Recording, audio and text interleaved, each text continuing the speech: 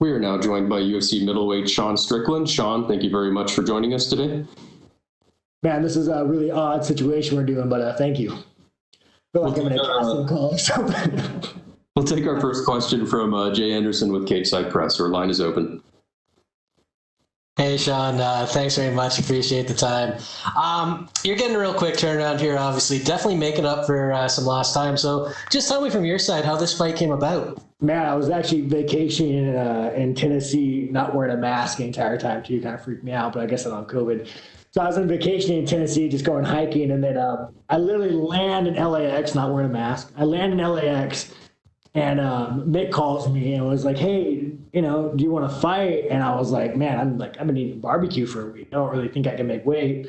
He's like, "Oh, we'll give you a catch weight." And then I was like, "Oh, I don't know if I want to," but then I thought about a big stack of money, and I was like, "You know what? Fuck it. Why not? Let's do it."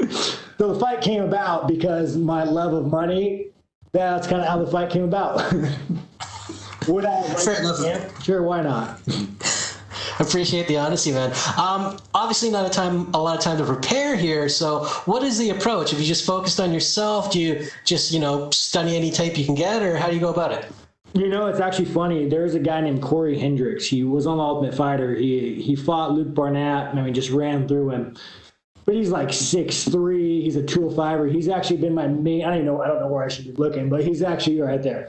I'm like looking down. So he's actually been my main training partner for the Jack Marshman fight. And everyone's like, "Man, why are you training with a guy who's 6'3", who all he really wants to do is grapple?" And I was like, because I'm not training for this fight. I'm training for the next fight. And so it's ironically that I got an opponent who mimicked my main training partner. And obviously being at a catch weight, how close to your normal fighting weight are you going to be this Saturday? Oh, man, I could have made the weight. I'm 203 right now. If I wanted to, I could have made 85, but it was just it was one of those things where I just didn't want to deal with the added anxiety. He just made weight. I just made weight. What is...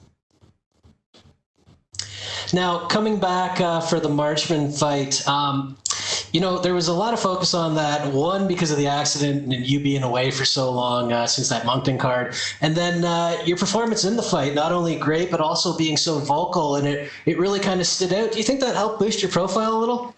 I mean, man, at this stage in my fight, dude, I just want some wars. At the end of the day, I don't really care about winning. I mean, yeah, I don't want to lose, but I just want to go in there and have a slugfest, I want to be come back with my shield or leave without, I just want wars. I don't care about winning, don't care about losing. I just want to go in there and have some wars. So I think that that mindset is gonna be good for me and the UFC.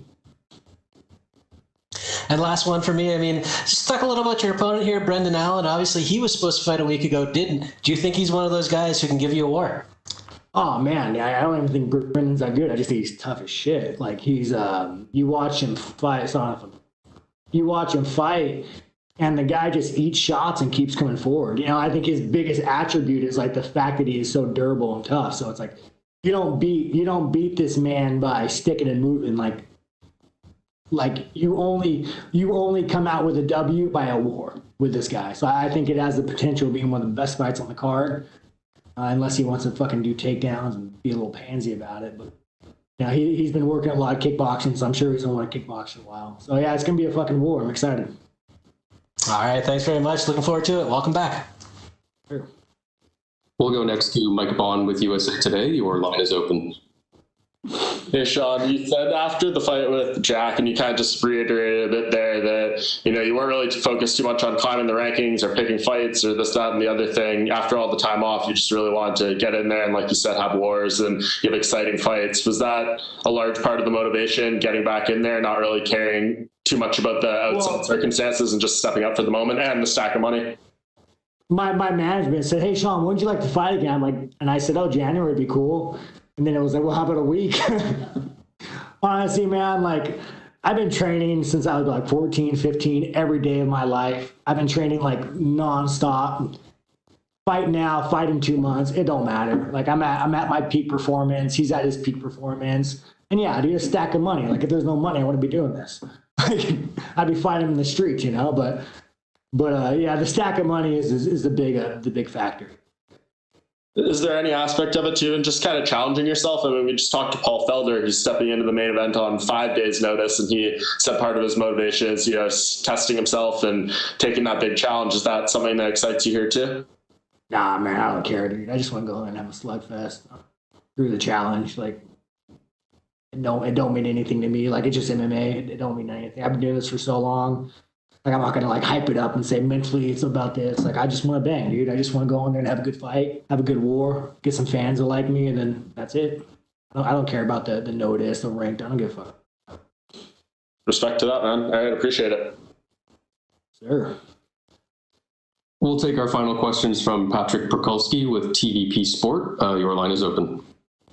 I'm sorry. I didn't unraise my hand after Paul Felder question, so I wasn't even prepared for that. I'm really sorry for that. Yeah, shit, no worries, man. All right. Thank you very much, Sean. You're all set. I appreciate that. Thank you.